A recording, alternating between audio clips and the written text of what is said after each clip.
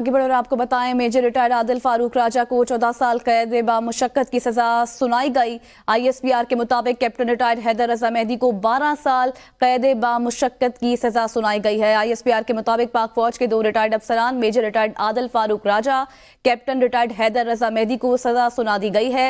पाक फौज के दोनों रिटायर्ड अफसरान का पाकिस्तान आर्मी एक्ट 1952 के तहत field general court martial law किया गया।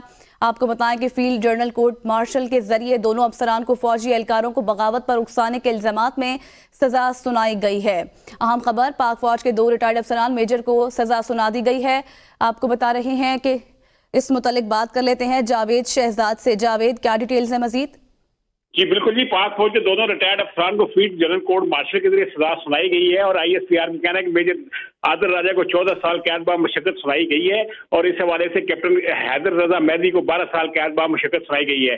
कोर्ट जो है फील्ड कोर्ट मार्शल जनरल की ये कोर्ट थी और इसमें पाक फौज के दोनों अफसरान को ये सजाएं सुनाई गई हैं और इस हवाले से आईएसपीआर की जानिब से बाकायदा इनामिया जारी कर दिया गया है। जी अच्छा जावेद, ये भी कहिएगा कि जो अब सजा सुना दी गई है ये किन वजूहात की बिना पर सुनाई गई है?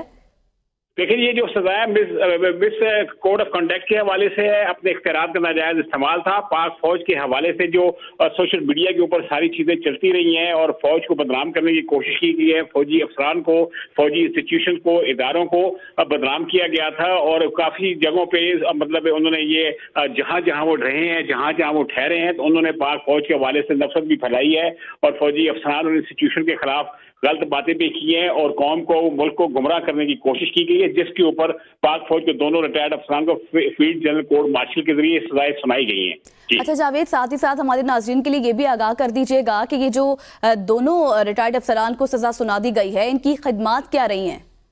जी ये देखें ना, ये कैप्टन थे और जो दूसरे मेजर थे, तो ये पाक फौज में जब पास आउट होते हैं तो उसके बाद उनको यूनिट्स में भेजा जाता है, तो उसमें यूनिट्स में ये यूनिट अफसर के तौर पे ये काम करते हैं। अपना इनको जो एक सीओ होता है, सीओ के अंडर ये काम करते हैं, कमांडिंग अफसर के अंडर।